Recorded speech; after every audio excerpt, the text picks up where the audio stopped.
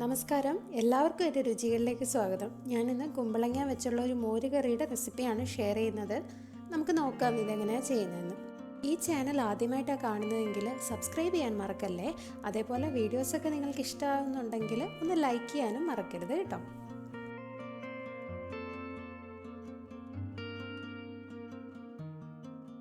ഈ കുമ്പളങ്ങ ചെറിയ ചതുര കഷ്ണങ്ങളായിട്ട് മുറിച്ച് വെച്ചിട്ടുണ്ട്. കൂടെ ഒരു 4 മുതൽ 5 സ്പൂൺ തേങ്ങ എടുത്തിട്ടുണ്ട്, ഉലുവപ്പൊടി എടുത്തിട്ടുണ്ട്, 2 പച്ചമുളക്, കറിവേപ്പില, പിന്നെ ഒരു ചെറിയ കഷ്ണം ഇഞ്ചിയും എടുത്തിട്ടുണ്ട്. ചെറിയ ഉള്ളി എടുത്തിട്ടുണ്ട്, അത് അരയ്ക്കാനും വേണം, കടുക് വറുക്കുമ്പോൾ താളിക്കാനും വേണം. ആവശ്യത്തിന് ജീരകം വേണം, തൈരും വേണം.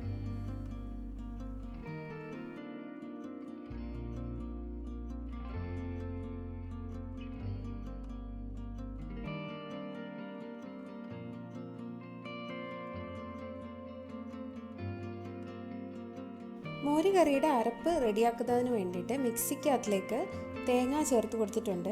കൂടെ തന്നെ 1 മുതൽ 1.25 ടീസ്പൂൺ വരെ ജീരകം ചേർത്ത് കൊടുക്കുന്നുണ്ട്. ചെറിയ ഉള്ളി ചേർത്ത് കൊടുക്കണം. എടുത്തു വച്ചിട്ടുള്ള ചെറിയ കഷ്ണം ഇഞ്ചി ചേർത്ത് കൊടുക്കാം. ഇവിടെ ഞാൻ ഒരു പച്ചമുളകാണ് അരയ്ക്കാൻ ഇട്ടേക്കുന്നത്. ആവശ്യത്തിന് വെള്ളം ചേർത്ത് നന്നായിട്ട് അരച്ചെടുക്കണം. പച്ചടി, മോര് കറി ഇതിനൊക്കെ നല്ല വെണ്ണ പോലെ അരയണം.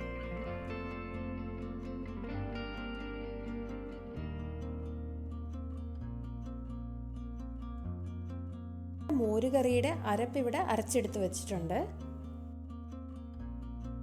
നുറുക്കി വെച്ചിട്ടുള്ള കുമ്പളങ്ങ കഷ്ണങ്ങളിലേക്ക് വെള്ളം ഒഴിച്ചു കൊടുത്ത്, അതായത് ആവശ്യത്തിന് വെള്ളം ഒഴിച്ചു കൊടുത്ത് പച്ചമുളകും ഉപ്പും മഞ്ഞൾപ്പൊടിയും ചേർത്ത് വേവിക്കണം.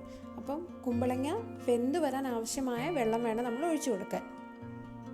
തൈര് ഞാൻ നന്നായിട്ട് അടിച്ചു വെച്ചിട്ടുണ്ട്. അപ്പം മോരുകറി ഉണ്ടാക്കുന്ന സമയത്ത് നന്നായിട്ട് കുറുകിയിരിക്കണം എന്നുണ്ടെങ്കിൽ അങ്ങനെ തന്നെ ഉപയോഗിക്കാം. അല്ല കുറച്ച് ലൂസായിട്ട് അരിക്കണമെന്നുണ്ടെങ്കിൽ കുറച്ച് വെള്ളവും കൂടി തൈരിനകത്ത് ചേർക്കാം. വേവിക്കാൻ വെച്ചിട്ടുള്ള കുമ്പളങ്ങ ഏകദേശം നല്ല ഒരു തിള വന്ന് ഇരിപ്പുണ്ട്. അതേപോലെ തന്നെ കുമ്പളങ്ങ വെന്തോന്ന് അറിയാനായിട്ട് ചേർത്തിട്ടുള്ള കുമ്പളങ്ങ കഷ്ണങ്ങളെല്ലാം തന്നെ നല്ല കണ്ണാടി പോലെ ആവുന്ന സമയത്ത് നമുക്കത് വെന്തെന്ന് മനസ്സിലാക്കാൻ പറ്റും. ഈ സമയത്ത് നമുക്ക് അരപ്പ് ചേർത്ത് കൊടുക്കാം. എപ്പോഴും മോര് കറിക്ക് അരപ്പ് ചേർത്ത് കഴിഞ്ഞാൽ അത് തിളയ്ക്കാൻ വിടരുത്. ചെറിയ തിള വന്ന് തുടങ്ങുമ്പോഴേ ഗ്യാസ് ഓഫ് ചെയ്തിട്ട് ചട്ടി മാറ്റി വയ്ക്കണം.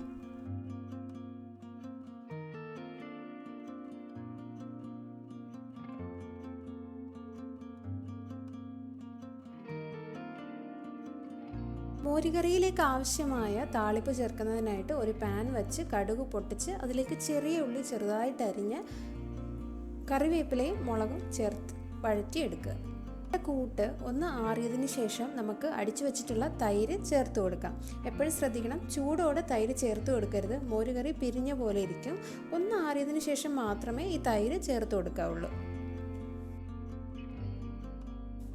ഉലുവപ്പൊടി ഇല്ല, ഉലുവ കയ്യിലുള്ളതെന്നുണ്ടെങ്കിൽ അരയ്ക്കുന്ന സമയത്ത് ഈ ഉലുവ ഒരു പിഞ്ച് ഉലുവ ചേർത്ത് അരച്ചിങ്ങെടുത്താൽ മതി. പിന്നെ ഉലുവപ്പൊടി ചേർക്കേണ്ട ആവശ്യമില്ല. ഞാനിവിടെ ഉലുവപ്പൊടിയാണ് എടുത്തേക്കുന്നത്, അതുകൊണ്ട് ഒരു പിഞ്ച് ഉലുവപ്പൊടി ഒന്ന് വിതറി കൊടുക്കുന്നുണ്ട്. അത് റെഡിയാക്കി വെച്ചിട്ടുള്ള താളിപ്പും കൂടെ ചേർത്ത് ഒന്ന് മിക്സ് ചെയ്ത് വിടുക. നമ്മുടെ കുമ്പളങ്ങ മോരുകറി റെഡി ആയിട്ടുണ്ട്.